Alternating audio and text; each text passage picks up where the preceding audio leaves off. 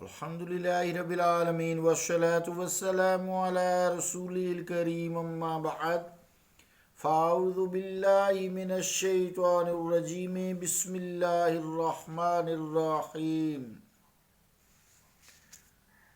عزیزان گرامی قدر، السلام علیکم ورحمۃ اللہ وبرکاتہ۔ حضور کریم علیہ الصلاۃ والسلام رحمت للعالمین شفیع المذنبین و بالمؤمنین رؤوف الرحیم کی شان ظرافت کا تذکرہ ہم کر رہے تھے۔ کچھ واقعات بیان کیے ہیں، کچھ آج واقعات بیان کرتے ہیں، آپ سماعت کریں ان کو۔ اس حوالے سے شان ظرافت کے حوالے سے حضرت زید بن اسلم رضی اللہ تعالیٰ عنہ روایت فرماتے ہیں کہ ایک عورت جس کا نام ایمن تھا رضی اللہ تعالیٰ عنہ بارگاہ رسالت مآب صلی اللہ علیہ وآلہ وسلم میں حاضر ہوئی۔ عرض کی میرا خاوند حضور علیہ الصلوۃ والسلام کو بلا رہا ہے۔ حضور علیہ الصلوۃ والسلام نے پوچھا وہ کون ہے؟ وہی جس کی آنکھوں میں سفیدی ہے۔ کہنے لگیں ہاں یا رسول اللہ وہی، لیکن اس کی آنکھوں میں تو سفیدی نہیں ہے۔ حضور علیہ الصلوۃ والسلام نے فرمایا نہیں، اس کی تو دونوں آنکھوں میں سفیدی ہے۔ پھر اس نے عرض کی نہیں بخدا آقا جی سفیدی نہیں ہے۔ تو نبی کریم علیہ الصلوۃ والسلام نے فرمایا کہ کوئی ایسا شخص نہیں جس کی آنکھوں کا کوئی حصہ سفید نہ ہو، یعنی ایک سفید ہوتا ہے نا تو فرق وہ سینٹر والے گول میں ہوتا ہے، کالے میں یا براؤن ہوتا ہے یا نیلا ہوتا ہے، انگریزوں کا جیسے ہوتا ہے یا کوئی اور شیڈ ہوتا ہے۔ تو اس طرح اسے مذاق کیا کہ وہی جس کی آنکھوں میں سفیدی ہے۔ پھر بات سمجھائی بھی ہر شخص کی آنکھ میں سفیدی ہوتی ہے۔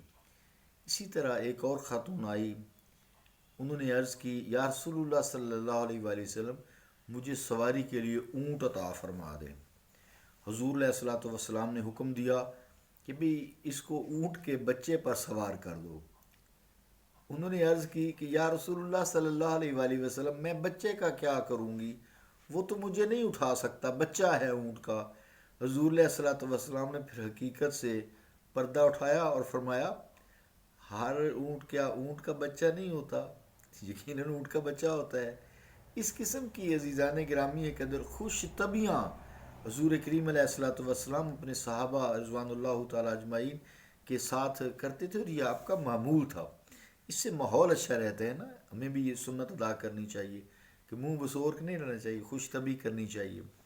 حضرت امام احمد رحمۃ اللہ علیہ ام المومنین حضرت عائشہ صدیقہ رضی اللہ تعالیٰ عنہ سے روایت کرتے ہیں کہ آپ نے فرمایا کہ ایک دفعہ میں ایک سفر میں حضور علیہ الصلوۃ والسلام کے ساتھ ہم رکاب تھی، میری عمر اس وقت چھوٹی تھی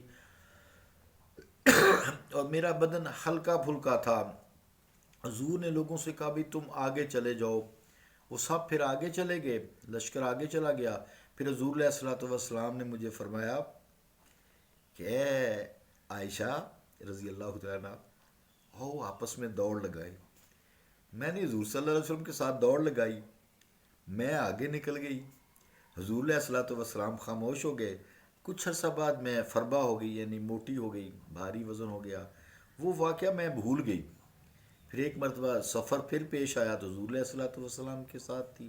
حضور علیہ الصلوۃ والسلام نے لوگوں سے کہا بھئی تم آگے چلے جاؤ، سب لوگ آگے چلے گئے۔ تو حضور علیہ الصلوۃ والسلام نے مجھے فرمایا آؤ بھئی عائشہ دوڑ لگاؤ اب۔ چنانچہ اس دفعہ میں چونکہ وزن زیادہ تھا، حضور علیہ الصلوۃ والسلام سے پیچھے رہ گئی، آپ آگے نکل گئے اور آپ مسکراتے رہے، ہنستے رہے۔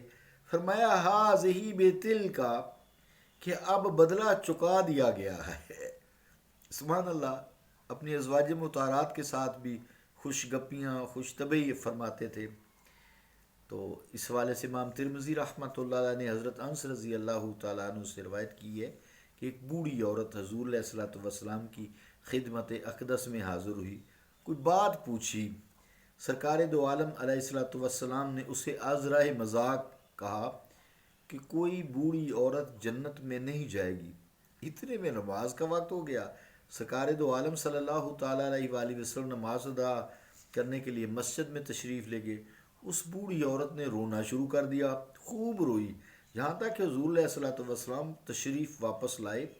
حضرت عائشہ صدیقہ رضی اللہ تعالیٰ عنہا نے عرض کی کہ رسول اللہ صلی اللہ علیہ وسلم، یا رسول اللہ صلی اللہ علیہ وسلم، جب سے حضور صلی اللہ تعالیٰ علیہ وآلہ وسلم نے اس بوڑھی عورت کو یہ فرمایا ہے کہ لا يدخل الجنت عجوز، کہ کوئی بوڑھی عورت جنت میں نہیں جائے گی، اس وقت سے ہی بیچاری زار و قطار رو رہی ہے۔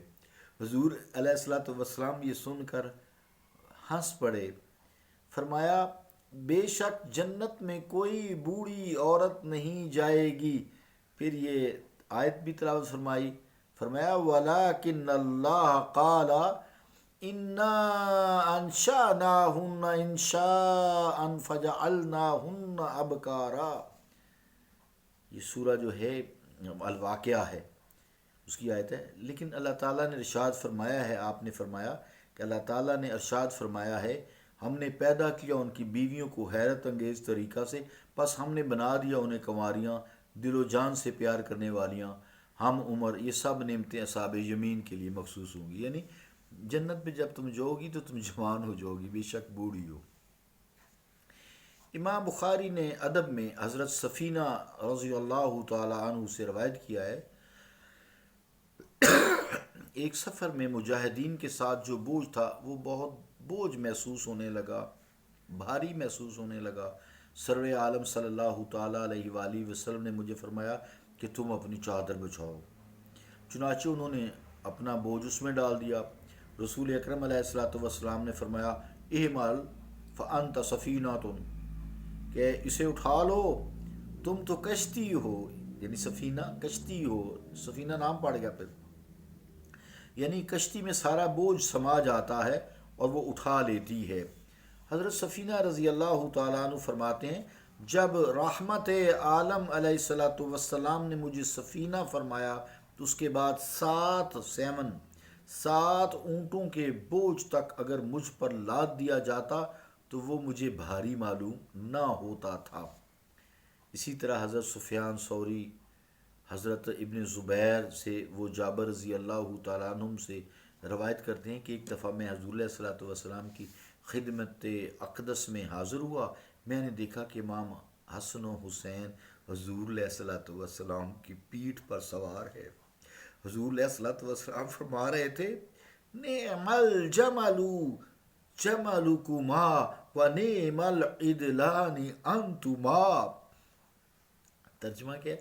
تمہارا اونٹ بہترین اونٹ ہے اور تم دونوں بہترین بوجھ ہو۔